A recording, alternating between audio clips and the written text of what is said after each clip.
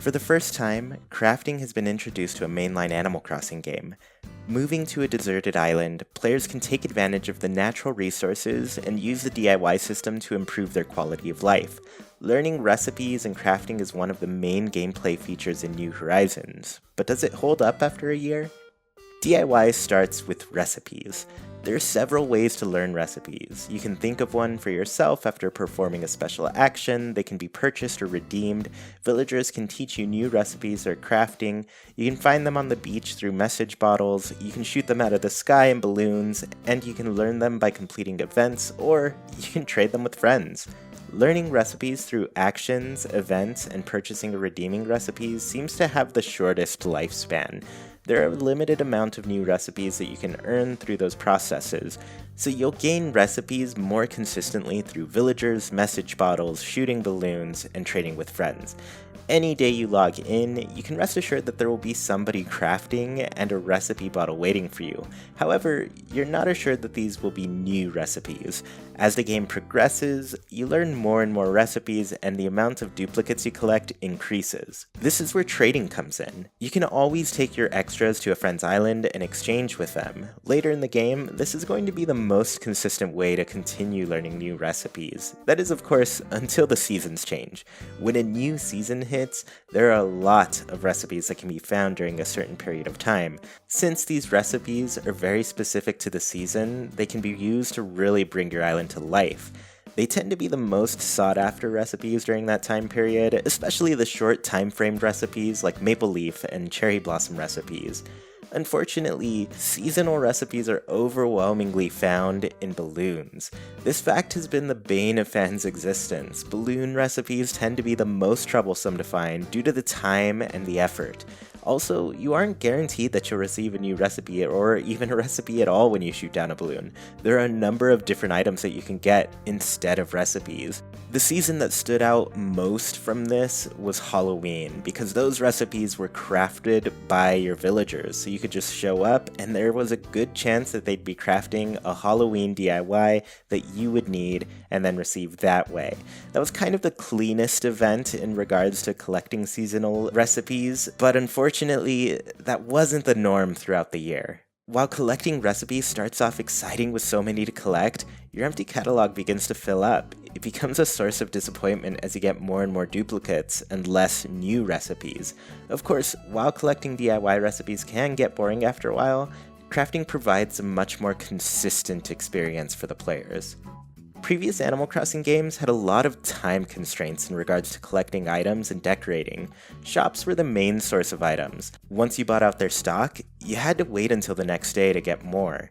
Collecting items was also really dependent on luck. If the shop didn't have something new or what you were looking for, there was really nothing you could do about it.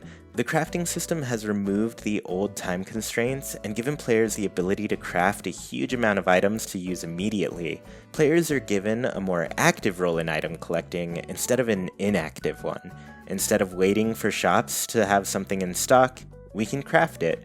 Instead of waiting for shops to open at all, we can craft it. Basically, the item catalog has been split between crafting and shopping. While shopping involved a lot of waiting, crafting involves actual work. You have to chop trees, hit rocks, pick weeds, grow flowers, wish on shooting stars, and perform a number of other tasks in order to get materials that you need to craft every item. We are taught to interact with the environment and gain the ability to fill our homes and islands with cool things. We were given a tool that let us overcome the many time constraints past Animal Crossings have had and slowed our progression. In turn, the game turned into something that could keep our interest for hours instead of minutes. It also gave us more incentive to play through the seasons.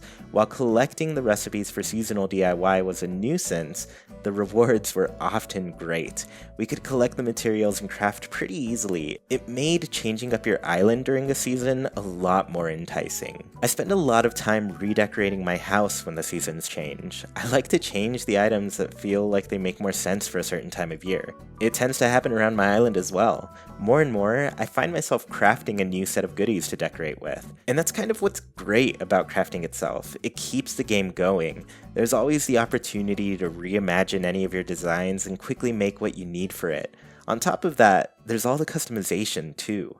If you get bored with any item or theme, you can customize that item and give it a different feel.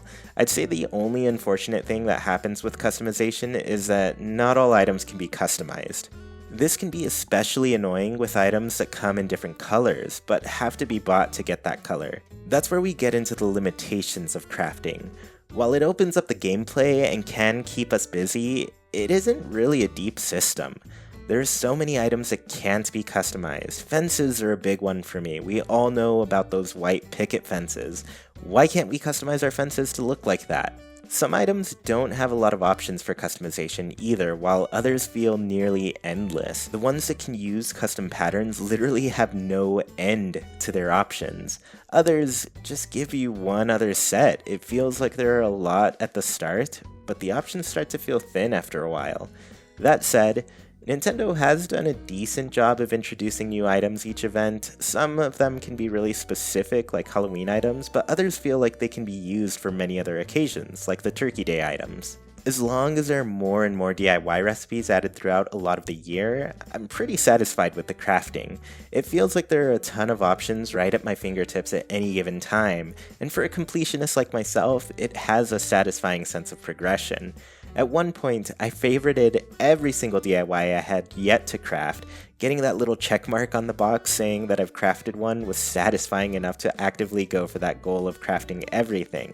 There really isn't a reward attached to that alone, but the check mark was something I needed more than anything. I would love a lot of little quality of life fixes for this feature too. I know a lot of people really want multi-crafting. I personally would love an improved navigation or search bar. I have nearly every recipe at this point, and it can be a pain scrolling through the list to find something specific you're looking for. Navigation through the menus are also a bit strange throughout the game, to be honest. Why is there a miscellaneous section and an other section? Are those not the same thing? Overall though, I love that the crafting was so well integrated to the world. I know plenty of people who came into this game with a lot of skepticism about crafting in Animal Crossing, but I try to keep an open mind about it. It turned out to be a nice way to make the gameplay throughout the year a lot more active than previous games. It feels like the developers really took the setting into account. They told us we're going to a deserted island and have to make do with what we have, and the crafting system gave us the tools we needed to do so. That said, I nearly forgot to mention tools, so those break now. And we have to craft them over and over and over, and even when we're rewarded with the golden tools, those still break too. I guess I don't hate it in this game like I didn't really hate it in Breath of the Wild, but I can see why people don't like it, and I have no idea why they decided to make the golden tools break too. At least do people a solid and give them one type of tool that they don't have to worry about. All this said, I do enjoy looking forward to the seasonal recipes. I love the little daily chores of chopping trees, hitting rocks, and collecting materials wherever I go. I find that stuff relaxing. I know people are turned off by the chore simulation of Animal Crossing, but it's a really nice way to sit back and take it easy. I also love exchanging the lists of DIYs that I'm missing with friends and keeping an eye out for them while I'm playing the game. I feel like the DIY system has really kept me connected with people who play the game. It gets me just as excited to find a recipe a friend is looking for as it does when I find a new recipe for myself. I find myself crafting pretty consistently after a year of playing the game. As long as I keep adding recipes, I think the crafting definitely holds up for long periods of time, and the year hasn't really worn down that experience quite yet. Thank you so much for tuning in to this review of the crafting in Animal Crossing New Horizons after a year. If you want to see more content regarding Animal Crossing and more Nintendo games, be sure to like, comment, share, and subscribe, and I'll talk to you all next time. Bye!